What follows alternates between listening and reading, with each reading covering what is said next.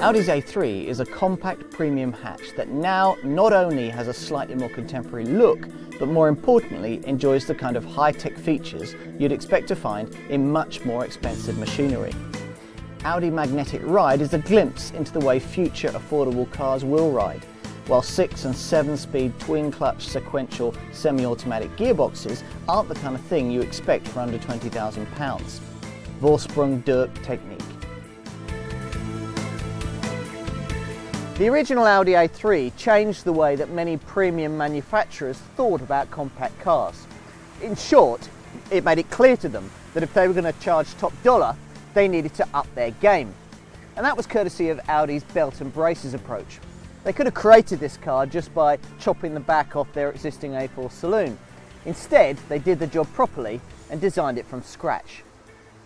A second generation version arrived in 2003, continuing the A3's strong sales performance.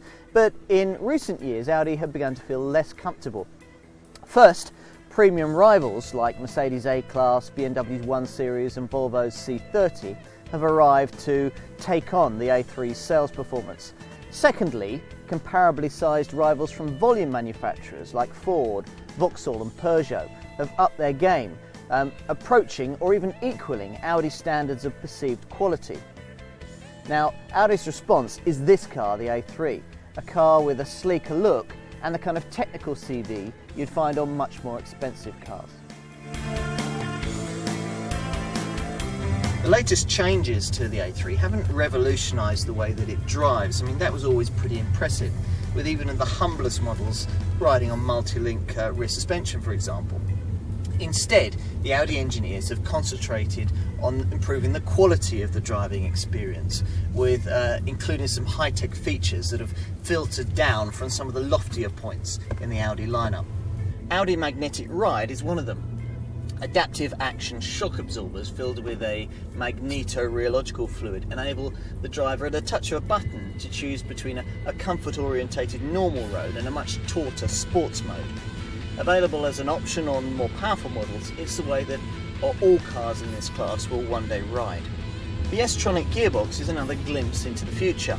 This twin-clutch sequential transmission can be fitted in 6-speed form to the 2-litre TFSI and 2-litre TDI models, or you can get it with 7 speeds in the lower-powered petrol versions. Now, this system can either mimic a conventional automatic, or you can blitz through the changes at lightning speed using paddles that are located just behind the steering wheel. The 2-litre 140 brake horsepower diesel offers the kind of performance you'd expect from Audi. You get rest to 60 in 9.2 seconds on the way to a top speed of 130 miles an hour, and that makes its performance comparable to the equivalent 2-litre petrol version. The exterior has been tweaked on the A3, but not in such a way that it'll put the kibosh on sales of the previous version. The front wing and grills, they're a little shapelier, the headlamps are sharper looking than before, and the side repeaters are now incorporated into the mirrors. Choose an S-Line variant and you get trendy LED daytime running lamps that ape the R8.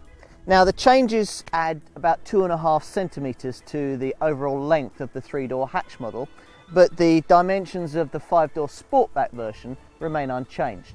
The interior has also come in for a bit of a rethink, which was necessary if Audi was to maintain its perceived quality advantage over improved versions of more mundane rivals.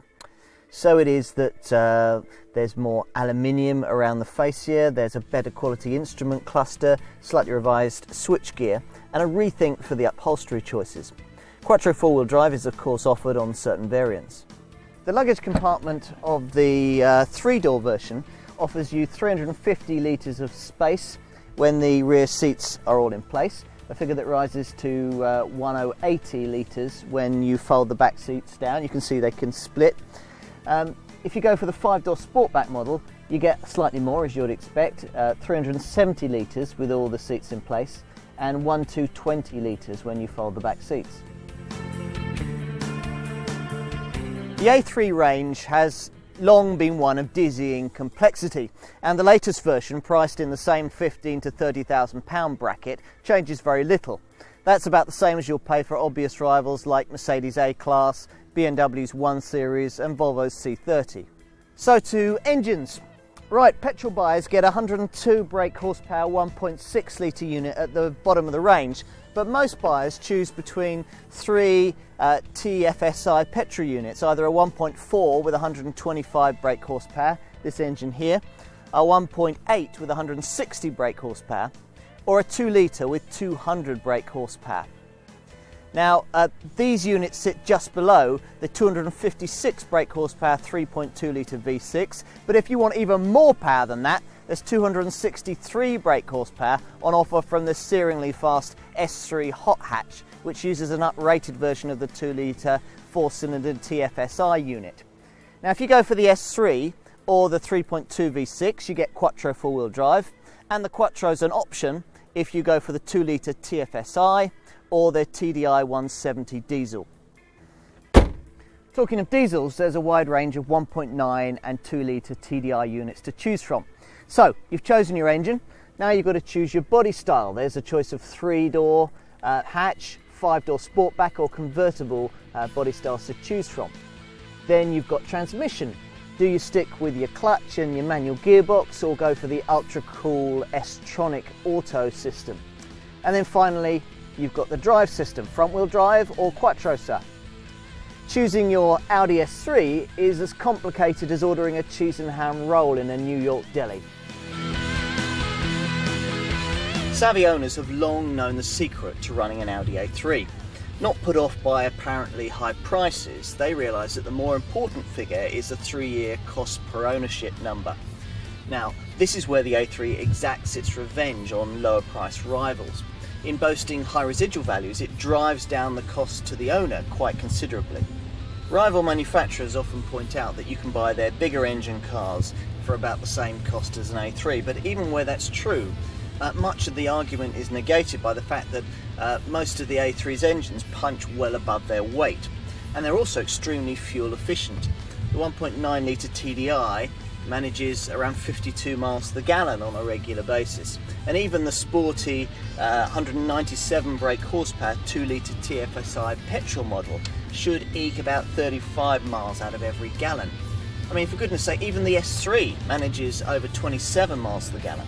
Carbon dioxide emissions are also kept well in check across the range, with the 1.9 and 2 litre TDI diesel engines being especially sought after by company car users, who can return as little as 119 grams per kilometre of CO2 in the entry-level 1.9 TDI. Insurance groupings, well, they range between 9 and 18.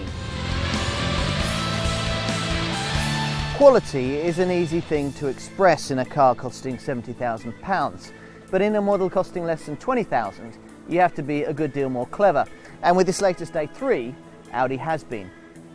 The Audi A3 has always been a great small car with all the concentrated goodness of a great big one.